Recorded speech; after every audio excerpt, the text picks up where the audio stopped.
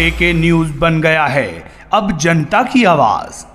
UP के मुख्यमंत्री योगी आदित्यनाथ आज छिंदवाड़ा पहुंचे, जहां उन्होंने प्रचार के आखिरी दिन पूर्व सीएम कमलनाथ के गढ़ छिंदवाड़ा में जनसभा लेकर कांग्रेस पर जमकर निशाना साधा।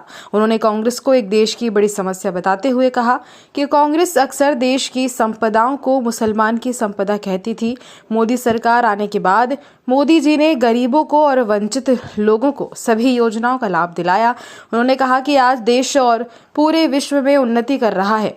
उन्होंने राम मंदिर मुद्दे को लेकर कांग्रेस पर जमकर निशाना साधा। योगी आदित्यनाथ ने छिंदवाड़ा में कहा कि भगवान राम और श्री कृष्ण के अस्तित्व को कांग्रेस के द्वारा नकार दिया गया था।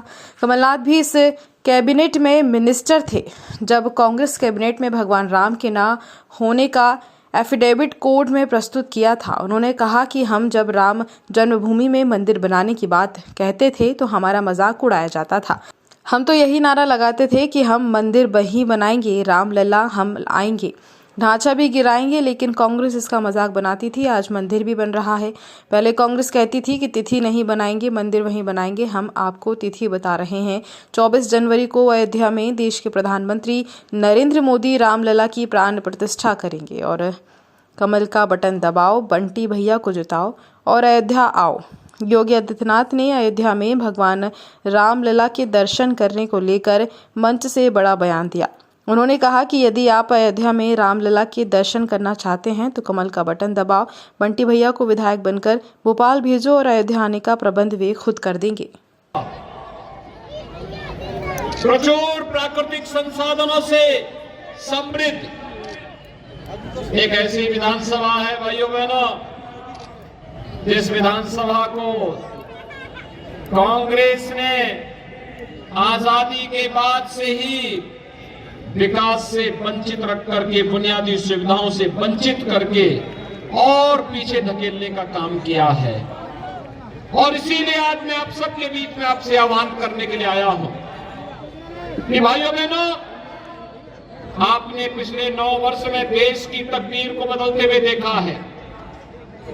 एक नए भारत का दर्शन किया है। एक ऐसा भारत वैश्विक मंच पर जो 142 करोड़ भारत के नागरिकों के सम्मान को बढ़ा रही है। एक ऐसा भारत जो दुनिया के अंदर भारत की ताकत का एहसास कर रहा है। एक ऐसा भारत संकट में फंसे हुए मानवता को एक नई राह दिखाने वाला भारत। और उन स्थितियों में जब भारत का विश्व में सम्मान बढ़ रहा हो, जब भारत दुनिया के अंदर एक सुरक्षित देश के रूप में जाना जा रहा हो और विश्व के अंदर संकट में फंसी हुई कोई भी मानवता जब भी इस संकट से मुक्त होने का कोई राह देखती है, उसकी नजर भारत की ओर होती है, प्रधानमंत्री मोदी जी की ओर होती है। भैया बहनों, दुनिया की नजरें बदली है भारत के प्रति, निगाहें बदली है भारत के प्रति, उनके दृष्टिकोण में बदलाव आया है। और एक कारण इसलिए है क्योंकि भारत ने अपने आप को आत्मनिर्भर भारत बनाया है। 9 वर्ष में भारत आज सुरक्षित हुआ है।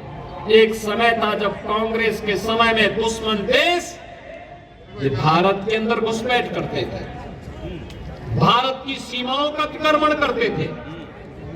आज किसी दुश्मन का दुस्साहस नहीं कि वे भारत की सीमाओं का अतिक्रमण करें, क्योंकि अतिक्रमण करने के पहले हमारे देश के बहादुर जवान उसका काम तमाम कर देते हैं। और भाइयों बहनों, दुश्मन को उसकी मांद में घुस करके मारने का आज जज्बा कहीं देखने को मिल रहा है तो नए भारत में देखने को मिल रहा है। बहुत बढ़िया भाइयों बहनों, ये वही भारत।